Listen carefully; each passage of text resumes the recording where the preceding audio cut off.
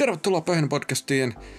Minun nimeni on Antti Koskinen ja tämä on ihka uusi ensimmäinen videoarvostelu elokuvasta, joka on mun katsontolistalla, jonka olen valinnut tähän ensimmäiseen jaksoon ihan satunnaisesti sen mukaan, mitä on halunnut katsoa.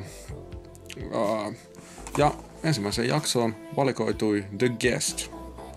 Adam Wingardin ohjaama, Dan Stevenson ja Maika Monroen tähdittämä action-pätkä. Ja seuraavaksi siitä pikkasen lisää.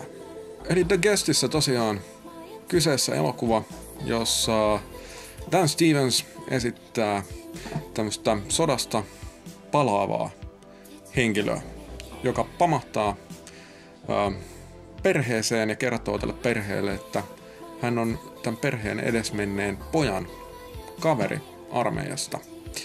Ja siinä sitten esittelee alkuun osin suruvalittelut tälle perheelle ja onnistuu herättämään luottamusta perheessä ja sinne perheen luoksi asustelemaan. Ja ei aikaakaan, niin sitten alkaa tapahtua kummia asioita. Kaikki muut oikeastaan ostavat perheenjäsenistä tämän hahmon, paitsi Maika Monroen esittämä perheen tytär, joka pitää tätä kyseistä Dan Stevensin esittämää hahmoa vähän omituisena. Ja siitä sitten alkaakin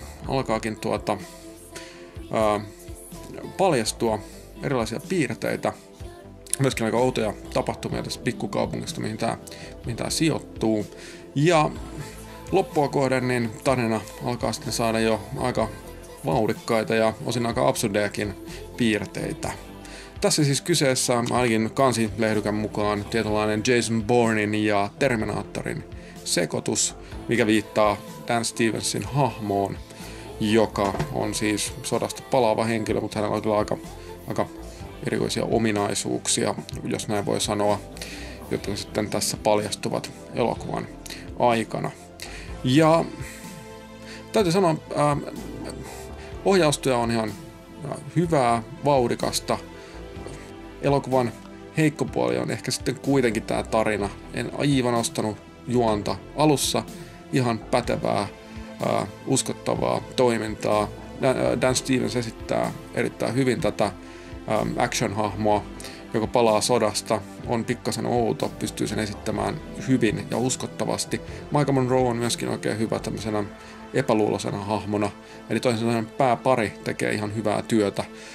Mutta tarina itsessään on sitten etenkin loppua kohden kyllä aika epäuskottava, ja tämä elokuva hyvin pitkälti nojaa siihen, että katsoja uskoo siihen tarinaan, mikä tässä on taustalla. Nämä käänteet lopussa rupeaa olemaan vähän sellaisia, että siinä tätä uskoa koetellaan, ja valitettavasti itselleni loppua kohden tämä elokuva sitten vähän lässähtää. Eli toisin sanoen ihan pätevä elokuva, joka sitten loppua kohden pikkasen heikkenee. Hyvää näyttelytyötä, pieni budjetti selkeästi, mutta sillä pienellä budjetilla on saatu ihan vakuuttavaa jälkeä aikaiseksi. Muissakin sivurooleissa nähdään ihan semmoisia puolitunnittuja näyttelijöitä, jotka tekee työnsä hyvin. Eli toisin sanoen aika semmoinen, sanottaisiko keskinkertainen elokuva. Antan 3 tähteä.